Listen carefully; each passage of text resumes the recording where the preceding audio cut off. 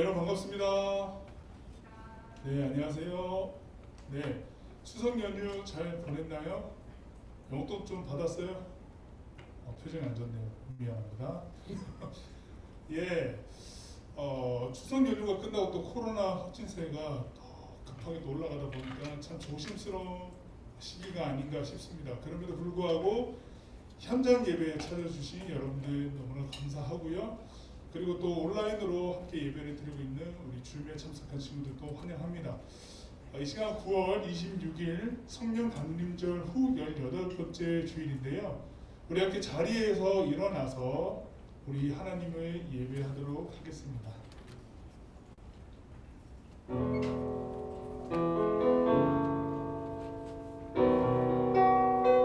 오늘 우리와 함께 하시는 성령 하나님을 바라보시면서 함께 찬양합시다.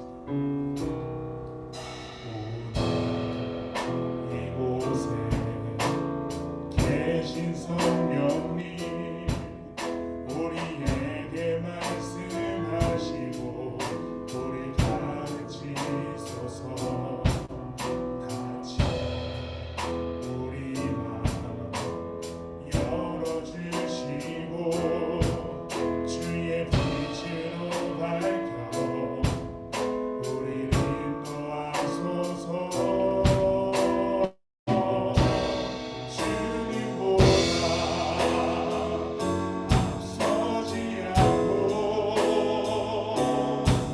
겸손하게 주님의 말씀 기다리니 주님 손에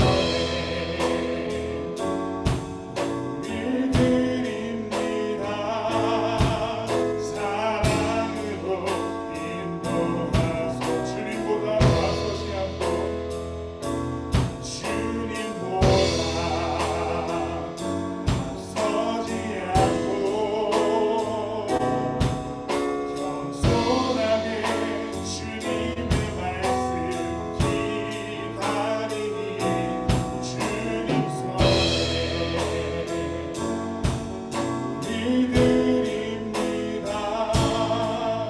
사랑으로 인도하소서.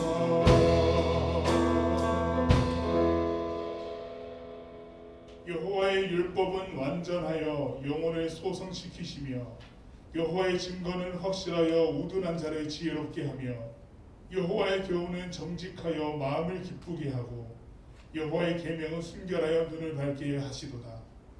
여호와를 경외하는 도는 정결하여 영혼까지 이르고 여호와의 법도 진실하여 다 의로우니 금 곧 많은 승금보다 더 사모할 것이며 꿀과 송이꿀보다 더 달도다. 하나님은 영이시니 예배하는 자가 영과 진리로 예배할지니라. 아멘. 자비하신 하나님, 하나님의 이름을 영화롭게 하며 대면과 비대면으로 드리는 예배에 온 마음을 담습니다. 이 시간 이곳과 각자의 처소에서 함께 예배하는 중고등부 일원들의 고백을 받아주십시오. 예수님의 이름으로 기원합니다. 아멘. 계속해서 하나님과 나만이 아는 죄를 고백하며 신묵으로 참여 기도를 드리겠습니다.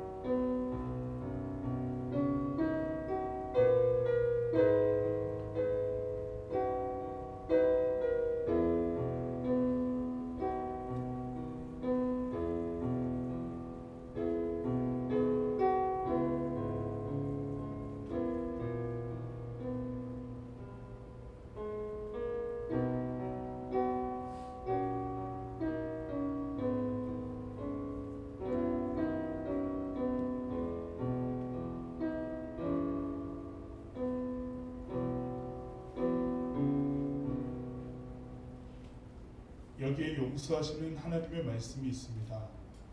여호와의 말씀이니라. 그날 그때에는 이스라엘의 죄악을 찾을지라도 없겠고 유다의 죄를 찾을지라도 찾아내지 못하리니 이는 내가 남긴 자를 용서할 것임이라. 아멘. 다 함께 사도신경으로 우리의 신앙을 고백하겠습니다. 나는 전능하신 아버지 하나님 천지의 창조주를 믿습니다. 나는 그의 유일하신 아들 우리 주 예수 그리스도를 믿습니다. 그는 성령으로 잉태되어 동정녀 마리아에게서 나시고 본디오 빌라도에게 고난을 받아 십자가에 못 박혀 죽으시고 장사된 지 사흘 만에 죽은 자 가운데서 다시 살아나셨으며 하늘에 오르시어 전능하신 아버지 하나님 우편에 앉아 계시다가 거기로부터 살아있는 자와 죽은 자를 심판하러 오십니다. 나는 성령을 믿으며 거룩한 공교회와 성도의 교제와 죄를 용서받는 것과 몸의 부활과 영생을 믿습니다. 아멘. 자리에 앉겠습니다. 오늘 이 시간 여러분들과 함께 하나님의 이름을 높여드리며 찬양과 경배를 드릴 텐데요. 여러분들에게 한 가지 당부할 것은 하나님께 드리는 찬양은 여러분들의 개인적인 신앙의 고백이 듬뿍 담길 필요가 있습니다. 그냥 가사와 음악적인 멜로디를 통해서만 따라 부르는 것이 아니라 여기 표현되는 가사의 내용을 여러분들의 생각과 말 표현을 가지고 함께 되뇌이는 것이거든요. 감정적인 것도 아니고 온전히 여러분들의 마음과 생각에 다한 고백이 되어야 된다라고 하는 것을 여러분이 기억하시고 함께 하나님을 찬양했으면 좋겠습니다. 그렇게 하나님 찬양했습니다.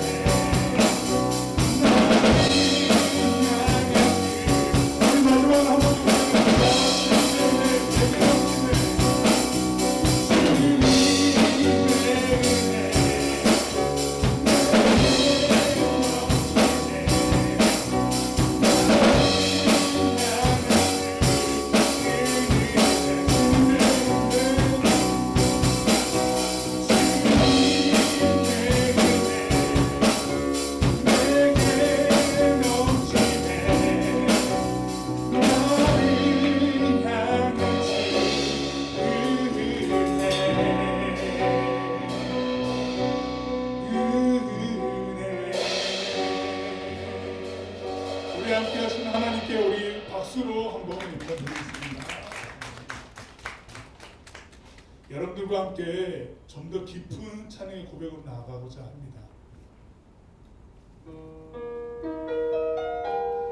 우리의 마음과 생각을 하시고 우리의 상황 가운데 함께 하시면서 위로하시는 하나님이심을 우리 함께 기억했으면 좋겠습니다. 이 찬양을 함께 고백하겠습니다. 오 주님 당신은 내 삶 구석구석까지 감찰하시며 나를 원하시는 분 내 길을 밝혀서 영원한 생명의 길로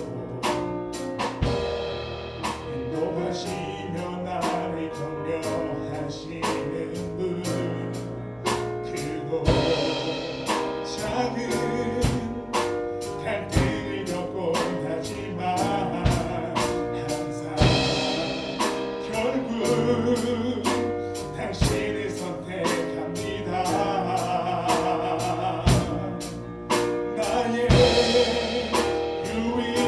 유일한 고백의 대상은 오직 아름다운 당신뿐입니다. 나의 유일한 고백의 대상은 오직 아름다운 당신뿐입니다. 나의 예배를 받으소서 홀로 영광을 받으소서 주여 나의 주여. 우리 한 번 더 고백할 텐데요, 여러분들을 바라보시는 하나님을 기억하면서 가사에 한번 크게 집중하면서 나갔으면 좋겠습니다. 오 주님 당신은 내 삶 구석구석까지 감찰하시며 나를 원하시는 분 내 길을 밝혀서 영원한 생명의 길로 인도하시며 나를 격려. 우리 다시 한번 고백할까요? 오 주님 당신은 오 주님 당신은 내 삶 구석구석 감찰하시며 나를 원하시는 분 나의 길을 밝혀서 영원한 생명에 인도하시며 나를 격려하시는 분 우리 삶의 크고 작은 갈등을 겪곤 하지만 항상 결국 당신을 선택합니다.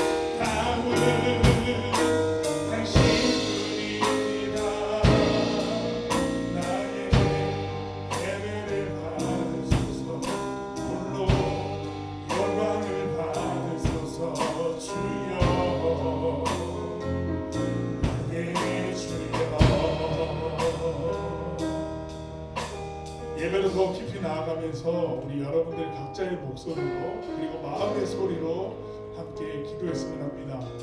하나님, 내가 살아가고 있는 각자 나의 시간에는 크고 작은 갈등들이 참 많은데 그 갈등 속에서 헤쳐나가는 나의 신앙의 결정들은 혹시나 내가 옳다고 여긴 것들만 결정하고 나아갔던 것은 아닌지 생각하게 됩니다.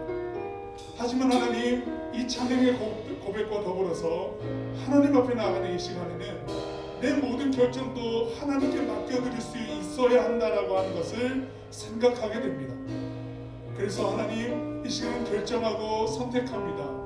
내 모든 상황 가운데서도 그 갈등의 모든 길도 하나님께서 인도해 주시고 풀어나갈 지혜를 주신다는 것을 알고 주님께 도움을 부탁하고 의지합니다.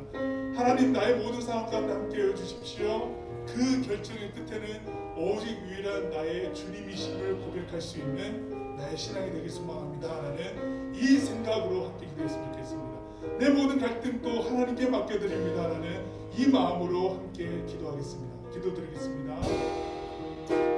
모든 순간에, 모든 상황에 내가 생각하고 결정한 대로 바라보고 있었던 나의 삶이었습니다.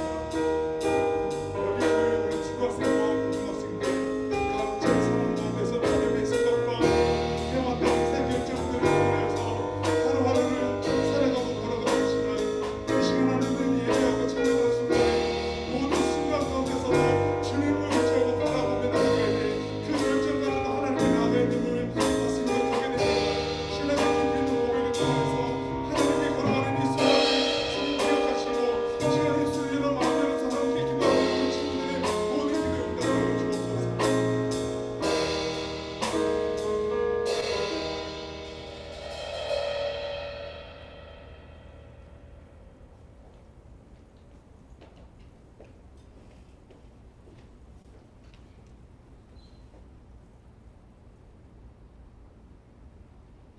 사랑의 주 아버지 하나님 감사합니다.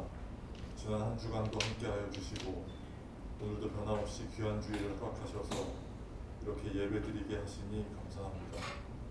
주님, 이 시간 지난 한 주간 저희가 지은 죄를 회개하오니 용서하여 주시옵고 약할 때 강하다고 하신 주님의 말씀대로 이 시간들이 저희가 주님의 뜻을 더 잘 분별하여 주님이 기뻐하시는 길로 가게 하시는 귀한 은혜와 회복의 시간이 되게 하여 주옵소서. 중등부, 고등부의 모든 아이들을 위해 기도합니다. 항상 세상으로부터 아이들을 지켜주시고 모든 선택의 순간 그 갈 길을 인도하여 주셔서 세상에서나 교회에서 주님이 기뻐하시는 일꾼으로 자라나게 하옵소서. 중등부, 고등부를 위해 섬기시는 부장 선생님들 또한 모든 선생님들을 위해 기도합니다. 주님이 주신 지혜와 명철과 입술로 아이들을 가르치게 하시고 아이들과 최상의 몸과 마음으로 함께할 수 있도록 건강과 평안을 지켜주시고 교회와 가정과 사회에서 삶으로 주님의 영광을 드러내게 하옵소서. 이 시간 말씀을 전하시는 최경원 전도사님과 함께 하셔서 주님의 온전하신 말씀의 진리가 잘 전달되게 하시고 영육의 강건함을 허락하여 주시고 항상 성령 충만의 은혜와 그 가정에는 평강과 화목의 은혜를 부어주옵소서. 이 시간 주님이 기뻐하시는 온전한 예배로 드리길 소망하오며 이 모든 말씀 우리 주 예수 그리스도 이름으로 기도드립니다. 아멘.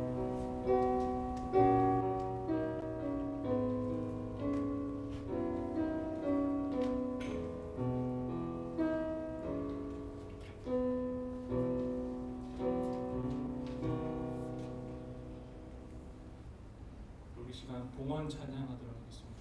모두 자리에서 일어나 주세요.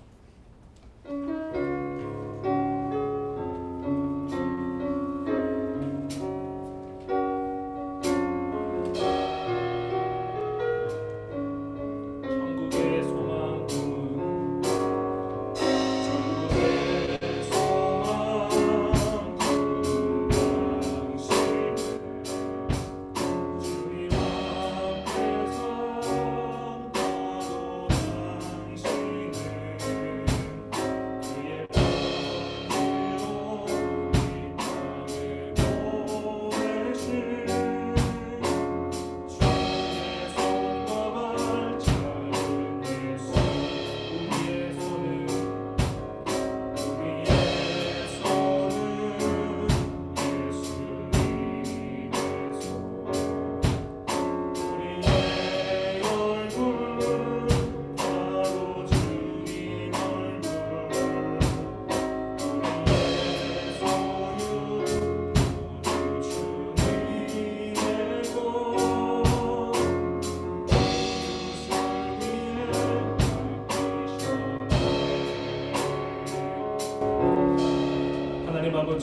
우리가 바라보아야 할 것은 이 땅이 아니라 오직 하나님 나라를 고백하며 이 봉헌을 하나님께 올려드립니다. 이 봉헌에 담긴 모든 손길 하나님 귀하게 받아 주시옵소서. 또한 우리가 이 봉헌에 담긴 고백처럼 우리의 삶의 주인이 온전히 하나님이심을 고백하며 살아갈 수 있는 우리 많은 중고등부 학생들 될 수 있도록 주님 함께하여 주시옵소서. 예수님의 이름으로 기도하옵나이다. 아멘. 모두 자리에서 앉아주시기 바랍니다. 오늘 하나님께서 우리에게 주신 말씀은 마태복음 5장 3절에서 10절까지의 말씀입니다. 제가 가진 신약 성경 5쪽에 있습니다.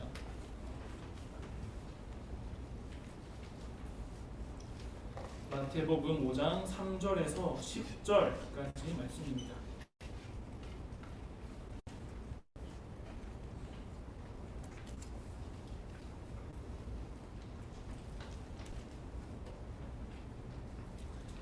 다 찾으신 줄 알고 봉독하도록 하겠습니다.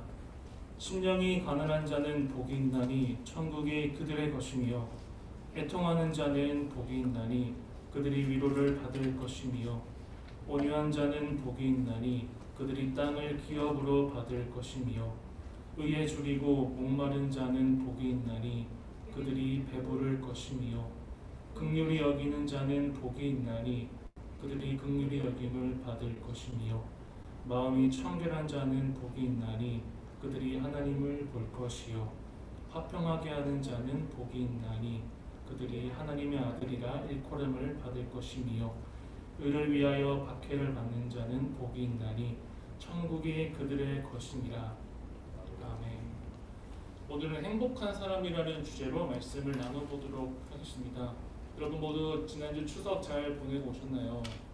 얼굴을 보니까 살이 조금 찐 학생도 있는 것 같고 얼굴에 뭐 변화가 없는 학생도 있는 것 같습니다. 네, 모두 추석 행복한 추석 잘 보내셨길 바라면서 여러분은 언제 가장 행복한지 묻고 싶습니다. 여러분 요즘 최근에 행복한 순간이 있었나요?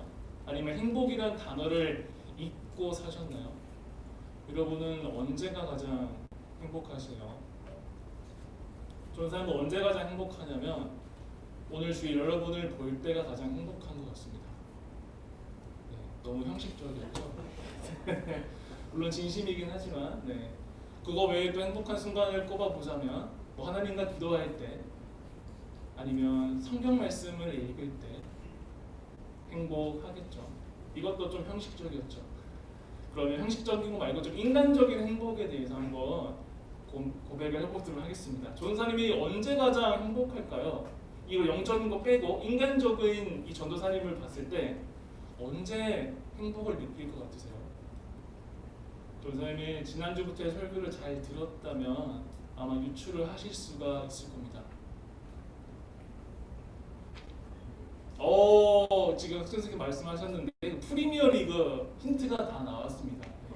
전도사님이 꼭 챙겨보는 경기가 있습니다. 어떤 팀의 경기일까요? 우리 대한민국 우리 공격수 우리 손흥민 선수의 그 프리미어리그 팀 토트넘 경기를 꼭 챙겨보곤 합니다.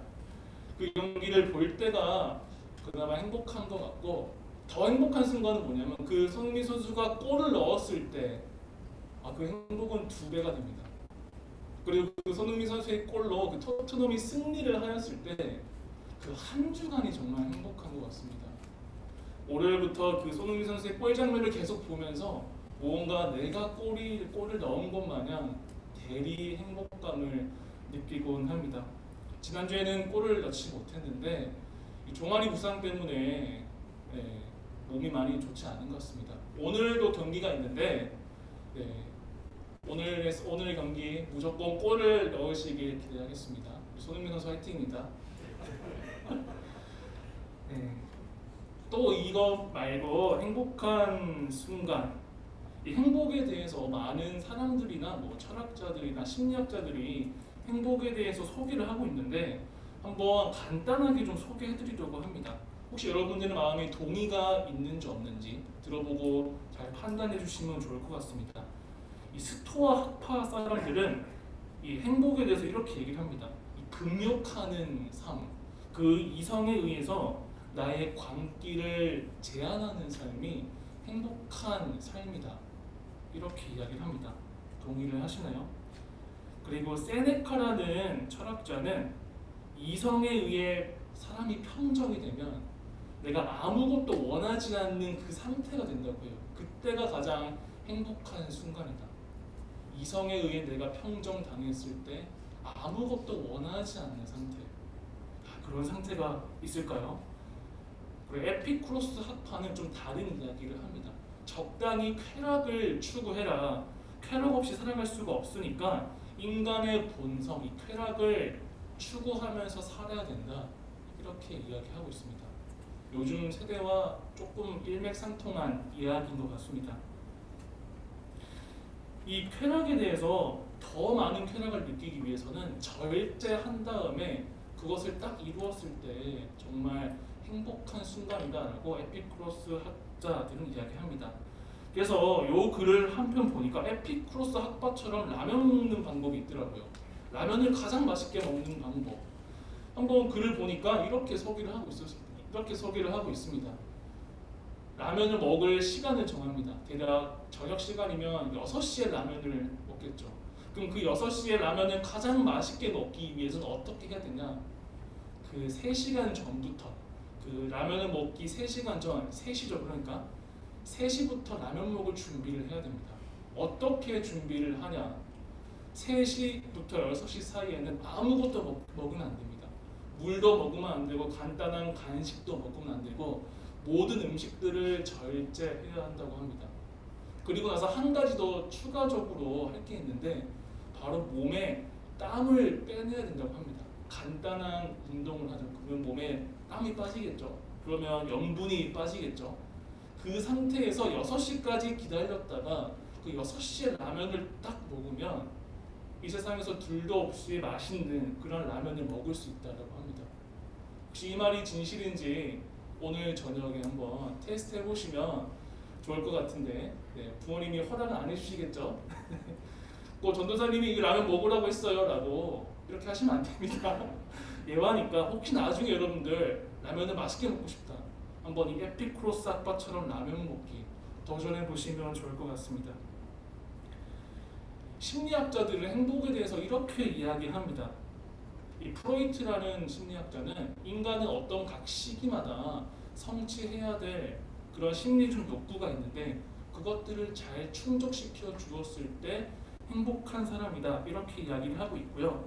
그리고 가족 상담가 미누친이라는 사람이 있는데 그 사람은 이 가족 간의 어떠한 상호작용이 있는데 그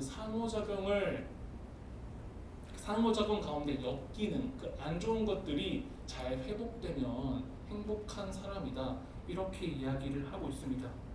또한 자녀가 행복한 삶을 살아가기 위해서는 이 부모가 자녀를 이해해 주어야 되고 또한 온전히 받아줄 때 그 자녀가 행복한 삶을 살 수 있다라고 소개를 하고 있습니다. 마지막으로 가톨릭 대학교의 우리 상담 교수님이신 장성수 교수님께서는 이렇게 이야기를 하고 있습니다. 사람마다 감정 배설이라는 것을 잘 해야 된다. 내 마음속에 무언가 떠오르는 생각, 불편함이 있는데 이것들을 그 순간순간마다 잘 해소해야 행복한 사람이 될 수 있다. 이렇게 소개를 하고 있습니다. 이게 어떤 말이냐면 이 전도사님과 어떤 학생이 관계를 하고 있고 이야기를 하고 있는데 이 전도사님이 말실수로 인해서 누군가가 이 상처를 받을 수도 있잖아요. 그러면 그 상처받은 학생이 전도사님에게 전도사님 그 말 때문에 너무 서운했어요. 이렇게 말을 할 수 있는 자세. 그 순간 내 마음에 상처가 된 말을 이야기할 수 있는 그러한 감정 배설이 잘 이루어져야 행복한 사람이 될 수 있다라고 이야기를 하고 있습니다. 사실 전도사님은 이 장성수 교수님의 말을 듣고 좀 많이 뜨끔했는데요. 저는 사실 감정 배설을 잘 하지 못하고 늘 담아두고 잘 말을 하지 않는 그런 성격이라 이것을 듣고 나도 순간순간에 나의 그런 마음들을 잘 표현하는 연습을 해야겠다 이렇게 생각을 해보았습니다. 이렇게 심리학자들도 또한 많은 고대 철학자들도 행복이 무엇인가에 대해서 각자의 관점에서 많은 사람들에게 이야기를 하고 있습니다. 혹시 이것들 중에 여러분 중에 동의가 되시나요? 어떤 부분은 동의가 될 수도 있고 어떤 부분은 동의가 되지 않을 수도 있을 것 같습니다. 이 행복에 대해서는 성경에서도 어떻게 살면 행복한 인생을 살 수 있을지 오늘 본문 말씀을 통해서 전해주고 있습니다. 그리스도인의 행복한 삶을 살기 위해서 몇 가지 방법을 오늘 본문 말씀을 통해서 제시를 하고 있는데요. 오늘 마태복음 5장은 예수님께서 산에서 설교하신 어려운 말로 네 글자 산상수훈 설교 말씀입니다.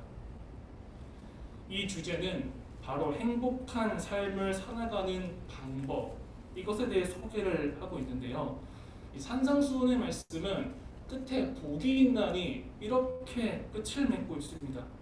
마치 그 래퍼들이 그 각 문단의 끝장마다 라임을 붙이듯이 이 복이 있나니 이렇게 라임을 맞추는데요. 뭐 예를 들면 심령이 가난한 자는 복이 있나니, 애통한 자는 복이 있나니, 온유한 자는 복이 있나니, 이런 식으로 라임이 딱 맞아 떨어집니다. 여기서 그 라임에 맞춘 복이 있나니를 공동 번역 성경으로 해석을 해보자면 행복하다라고 표현을 하고 있습니다. 그러니까 이것을 공동 번역으로 바꿔보면 심령이 가난한 자는 행복하다, 애통한 자는 행복하다, 온유한 자는 행복하다, 이렇게 번역을 할 수가 있습니다.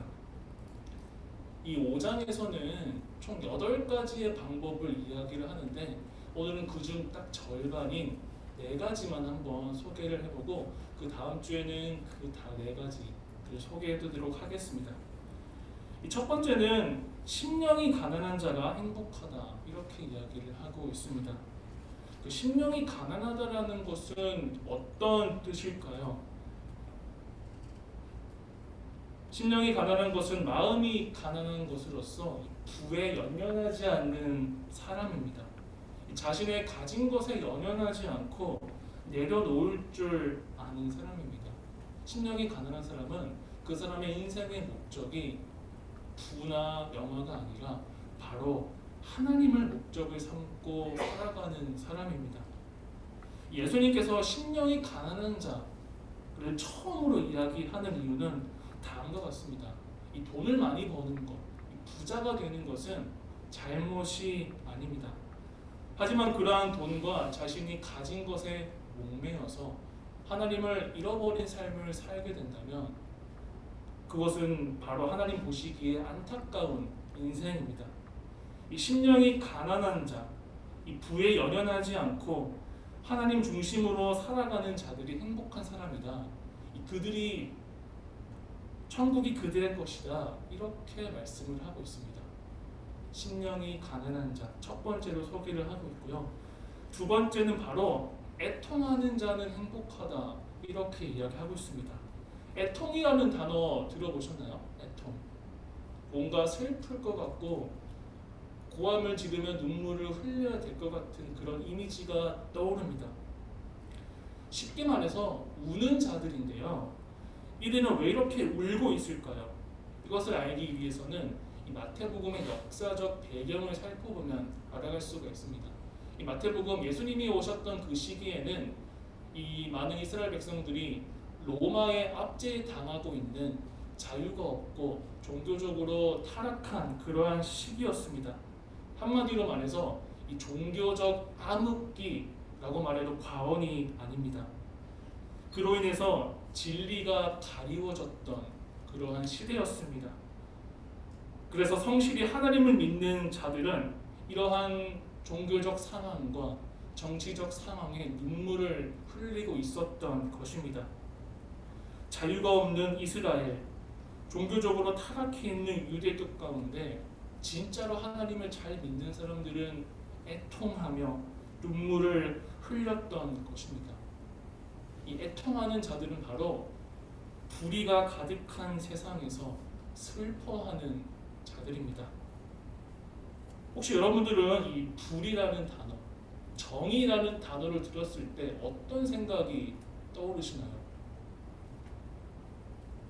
과연 우리가 살고 있는 시대는 정의가 있는 사회일까요? 혹시 여러분들은 이 정의를 위해 살아가고 있는 사람들을 한 번이라도 본 적이 있으신가요? 이 정의를 지키며 수호하며 살아간다는 것은 굉장히 어려운 것 같습니다. 이것은 나의 노력으로 이루어질 수 있는 것이 아니라 물론 나의 노력과 더해서 많은 사람들의 도움으로 같이 이루어져 나갈 수가 있습니다. 또한 정의를 수호하는 과정에서 내가 엄청난 피해를 입을 수도 있습니다. 그렇기 때문에 이 정의를 수호하는 사람들은 평범한 사람이 아니라 비범한 사람만이 할 수 있는 일인 것 같습니다. 하지만 오늘 본문 말씀에서는 예수님께서 애통하는 자, 그들이 애통하는 이유는 바로 정의가 없는 사회이기 때문인데요. 예수님께서는 이러한 정의를 중요하게 여기십니다. 그래서 예수님은 이러한 자들에게 위로를 해주신다라고 말씀을 하고 있습니다. 여기서 위로란 감정적인 위로도 되지만 언젠간 그 정의가 회복되어 진짜 위로를 준다라는 그러한 의미도 담겨 있습니다. 근본적으로 회복시켜 주실 하나님의 은혜의 말씀이 이 애통하는 자를 통해서 나타날 수가 있습니다. 저는 감히 여러분들에게 권면드리고 싶은데요. 이러한 애통하는 자가 되시길 바랍니다. 불의를 타협하지 않고 정의를 위해 눈물을 흘리는 자가 되셨으면 좋겠습니다. 비록 그 길이 어렵고 힘들고 어려울지라도 이 정의를 지키는 그러한 비범한 여러분이 되시길 바라겠습니다. 만약 그렇게 살아간다라고 하면 하나님께서 여러분들을 통해서 이 세상 가운데 진정한 위로를 전해주실 것입니다. 이 세 번째는 온유한 자입니다. 온유한 자. 온유한 자는 어떠한 사람들일까요? 뭔가 착한 사람들일 것 같은데 예수님 안에서 변화된 이 새로운 성품을 입은 자들을 이야기합니다. 이렇게 새로운 성품을 입은 사람은 어떤 부당한 환경 속에서도 겸손하게 하나님을 의지하며 또한 이웃을 위해 자신을 내어주는 사람입니다. 그렇다면 온유한 자는 어떻게 하면 될 수 있을까요? 바로 하나님 앞에서 자신을 낮추면 됩니다. 낮춘다라는 것은 내 생각과 계획을 모두 내려놓고 하나님께 엽죽고 그분을 의지하는 삶을 살아가면 온유한 자가 될 수가 있습니다. 만약 예수님을 내가 믿고 있는 상태인데 내가 하나님 앞에 자신을 낮추지 않는다면 어떻게 될까요? 그러면 온유한 자가 될 수가 없습니다. 여러분은 혹시 하나님 앞에서 자신을 낮추셨나요? 내 계획과 내 생각을 내려놓고 하나님께 혹시 나의 앞길에 대해서 물어보신 적 있으신가요? 하나님 앞에서 자신을 낮추어 새로운 성품을 입으시는 여러분이 되길 바라겠습니다. 그리하여서 하나님을 의지하며 이웃을 위해 자신을 내어놓고 겸손하고 온화한 여러분이 되시기를 바라겠습니다. 우리 마지막으로 소개한 이 행복한 사람은 의에 줄이고 목이 마른 자입니다. 영어 성경으로 번역되어 있는 것을 한국어로 바꾸어 보자면 이 의에 배고프고 목마른 자들은 배부를 것이다 라고 되어 있습니다. 이 배고프고 목마름을 느끼는 사람들은 어떤 사람들일까요? 이 삶에 대한 욕구가 강한 사람들입니다. 혹시 여러분들은 주변에 우울증 걸린 사람들의 반응을 한번 보셨나요? 실제로 우울증 걸린 사람들은 아무것도 먹기가 싫고 아무것도 하기 싫고 무기력한 상태로 계속 있는다라고 합니다. 먹지도 않고 마시지도 않고 움직이지도 않으니까 더욱더 우울의 굴레에 빠져들어가는 것이죠. 그래서 혹시나 이 사람들이 밖을 나가서 바람을 쐬고 높은 데서 아래를 내려다보면 누군가 나를 당기는 듯한 그런 느낌이 든다라고 이야기를 합니다. 우울증에 걸린 사람들은 이 삶에 대한 욕구가 일반 사람들에 비해서 많이 무기력한 그러한 상태입니다. 하지만 보통 사람들은 그렇지 않습니다. 배고플 때, 목마를 때 그것을 해결하려고 노력하는 사람입니다. 의에 줄이고 목이 마르다는 것은 영적으로 살아가고자 하는 욕구가 강한 사람들입니다. 하나님의 뜻대로 살고자 하는 그 영적 본능이 강한 사람들이 바로 의에 줄이고 목이 마른 자입니다. 이러한 자들은 본능적으로 내가 예배를 드리지 않거나 매일 하는 큐티를 하루 정도 잊어버리거나 혹은 내가 기도를 이전보다 안 하게 됐을 때 본능적으로 영적인 배고픔을 느끼는 사람들입니다. 내가 예배 가야 되는데, 기도해야 되는데, 내가 공부하기 전에 성경 한 장 읽어야 되는데 본능적으로 이 생각이 머릿속에 떠오른다라는 것이죠. 하지만 영적으로 무기력한 사람들은 이러한 생각이 전혀 떠오르지 않습니다. 여러분은 영적으로 깨어있는 사람이 되길 바랍니다. 하루하루 의로운 삶을 살고자 분투하며 하나님의 뜻대로 사시는 여러분이 되길 바라겠습니다. 오늘 소개한 4가지 이 심령이 가난한 자, 애통하는 자, 온유한 자, 의에 줄이고 목이 마른 자들은 행복하다라고 오늘 성경에서 말씀을 하고 있습니다. 혹시 PPT 한 장 보여주실 수 있을까요? 오늘 말씀 한번 요약을 해보았는데 심령이 가난한 자는 뭐라고 되어 있죠? 하나님 중심으로 살아가는 사람. 또한 애통하는 자는 불의의 눈물을 흘리며 정의를 위해 사는 사람. 온유한 자는 하나님께 자신을 낮추어 온유하고 겸손한 사람. 의에 줄이고 목이 마른 자들은 하나님의 뜻에 순종하며 사는 사람입니다. 혹시 이 4가지 중에 여러분은 어떤 것이 가장 마음에 드세요? 한번 마음속으로 선택을 해봤으면 좋겠습니다. 1번, 2번, 3번, 4번이 있는데 5번 찍지 마시고 이 4가지 중에 한번 마음속으로 마음에 드는 것을 선택해보면 좋을 것 같습니다. 전사님은 특별히 온유한 자가 되고 싶은데 전사님 마음속으로 3번을 택했습니다.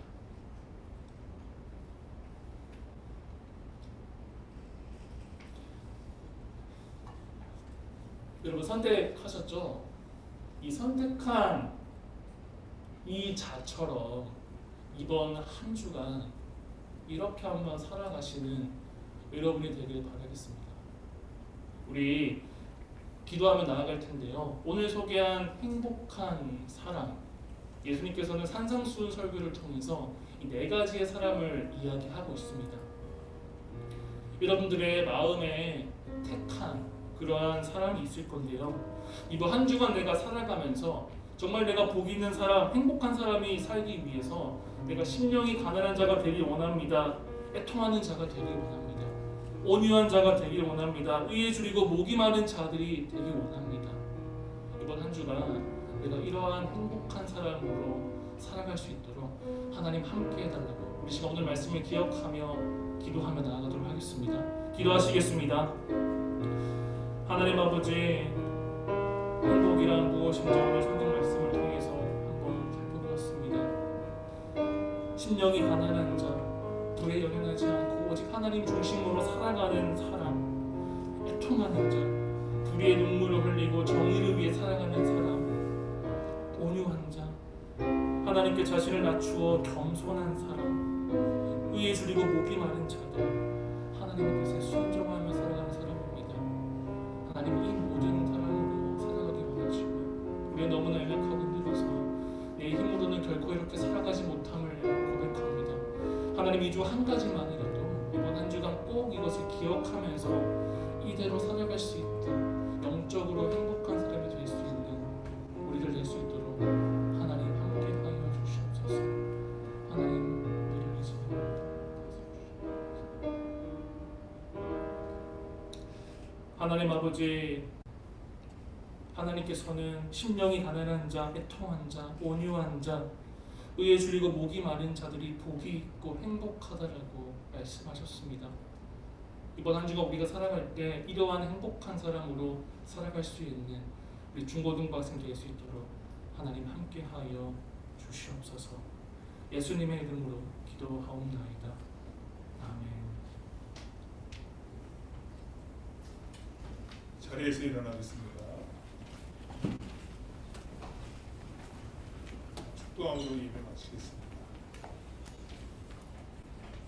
지금은 막힌 담을 허시고 길과 진리 되신 우리 주 예수 그리스도의 은혜와 그 다함 없는 하나님의 사랑과 정의와 공의를 이루시는 성령님의 역사하심이 주님 안에 행복한 사람이 되기 위하여 산상수훈의 말씀을 기억하고자 다짐하는 그리고 기도하는 예배하는 중고등부 한 사람 한 사람 모든 일상 가운데에 영원까지 함께 하시기를 간절히 축원하옵나이다.